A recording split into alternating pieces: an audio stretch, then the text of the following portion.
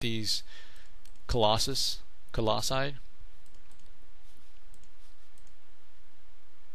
Not that many upgrades are going up for HuK at the moment, as DIMAGA is continuously upgrading his units.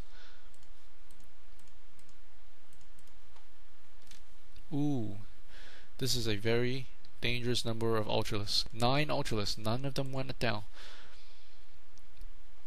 And now because DIMAGA is approaching 200 food, he's thinking about securing additional bases so that he can replenish his forces a lot quicker should they fall in battle.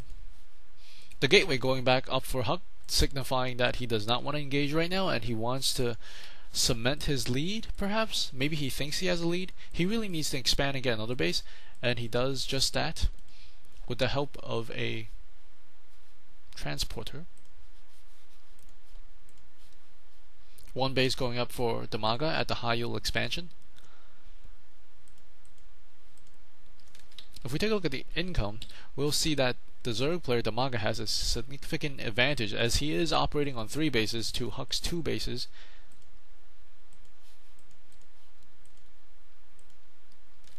HuK knows this base is relatively safe as he has seen massive number of Zerglings and Ultralisks from DIMAGA, so he knows that he does not have to place that much defense for this base. Transferring some probes with the Warp Prism.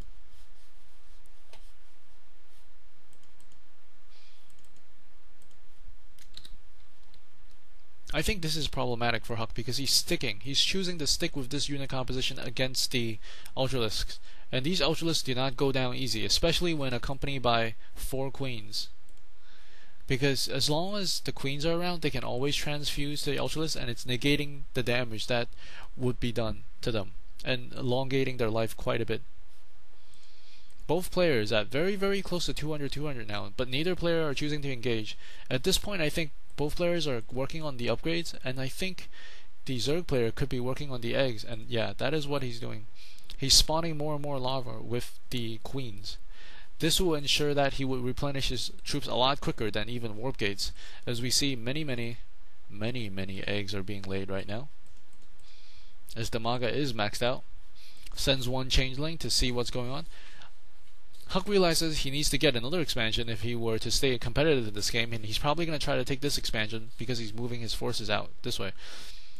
DIMAGA could try to get us around from if he were to send some Zerglings to this high yield and get him from one side while his main forces attack him straight on. There are only 3 Colossus. That might not be enough to deal with this number of Ultralisks. And there are also some Corruptors to deal with the Colossus. This is a very, very good unit mix for the Zerg player.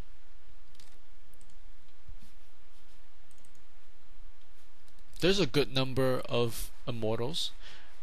If they focus fire, they should not have that much of a problem. And here, the Phoenix runs into the Corruptors, so now HuK realizes that there are some Corruptors around.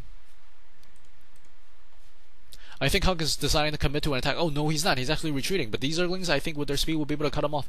He does get cut off, and now there is a huge battle. But I think these Ultralisks are keeping the force fields in check and preventing the surround that the Protoss player does not want to get.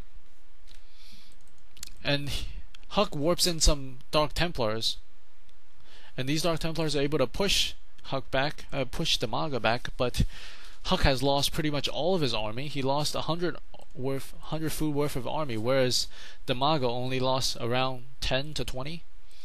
Additional Zealots being warped in. Right now, I think HuK is in a panic because Zealots are not the units you want to use to fight off these Ultralisks. He should have switched tech or find an additional way to expand and upgrade, because that is no way to deal with this kind of force.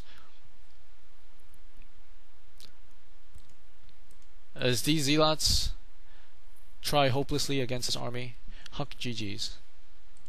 Well, that was a game of bad unit composition, I think, and also lack of control. Hope you guys enjoy that, and see you guys next time.